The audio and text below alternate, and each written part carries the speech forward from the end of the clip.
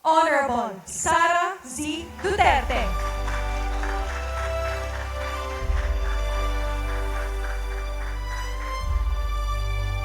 Thank you. Please take your seats.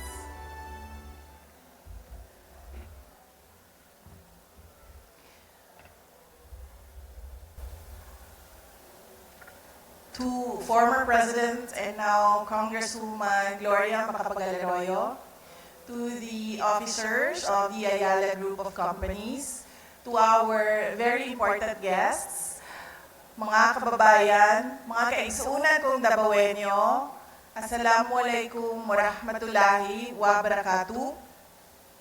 Madayaw, umayong adlaw kaninyong tanan. Magandang araw sa inyong lahat.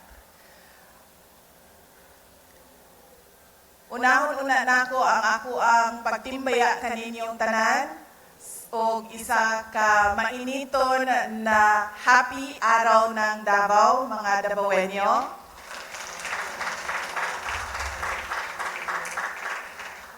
O ang amuang pagpasalamat sa inyong pagsuporta sa 90th anniversary celebration sa Office of the Vice President, sa amuang pop-up exhibit karon o sa amuang book signing kauban si former President Gloria Macapagal-Arroyo. Daghan kayong salamat.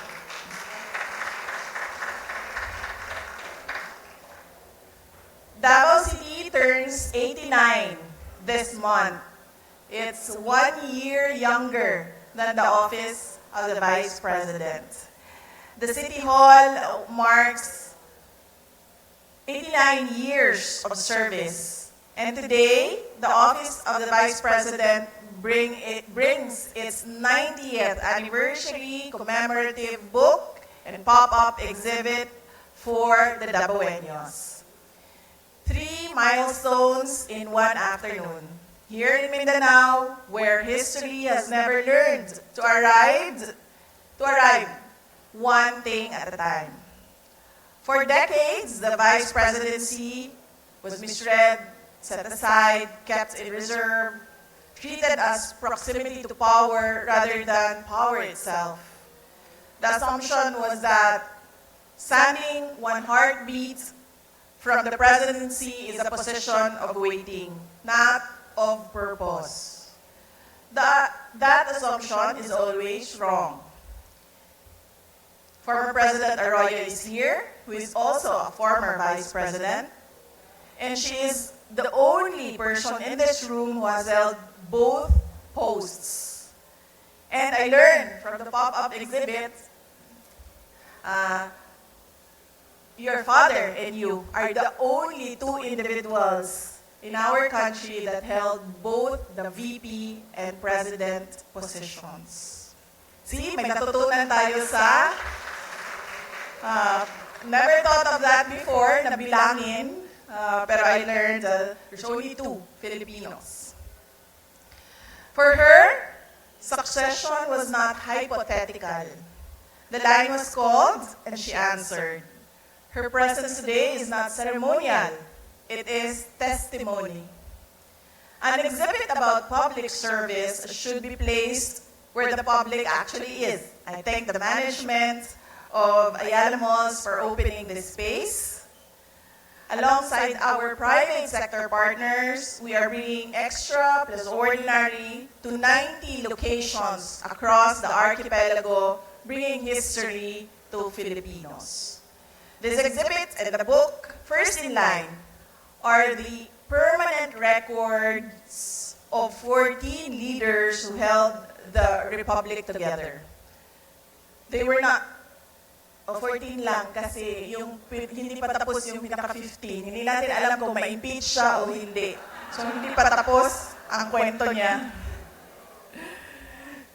They were not always celebrated, but they were always necessary. To the young people holding the books today, you are not here by accident. You sought out names from your textbooks, conveniently skipped. You looked past the glossy summaries and found the leaders who served in the shadow, those who did the heavy lifting of the Republic without the benefit of applause. But I challenge you, do not stop at these pages. History is often written by the victors and edited by the comfortable. I dare you to dig deeper into the nuances and counter-narratives that have been pushed to the margins. A book shows a timeline, but only a patriot uncovers the truth between the lines. Study the decisions made by the VPs that were unpopular but necessary. Question the silence of the archives. Understand that our history is not just a collection of grand speeches, but a series of difficult, often messy, human choices. I ask you to be the keepers of the record, because every republic stays alive, not just because it has a past, but because its youth has the courage to demand a history that is honest, complete, and unvarnished. Duty, continuity, legacy. Don't just read about them, defend them. Atong panalipdan ang dungog sa atong nasod. Let us stand for the honor of our nation. Mahalin natin ang Pilipinas para sa Diyos, sa bayan, at sa bawat pamilyang Pilipino. Shukran. Thank you, Madam Vice President, for your message.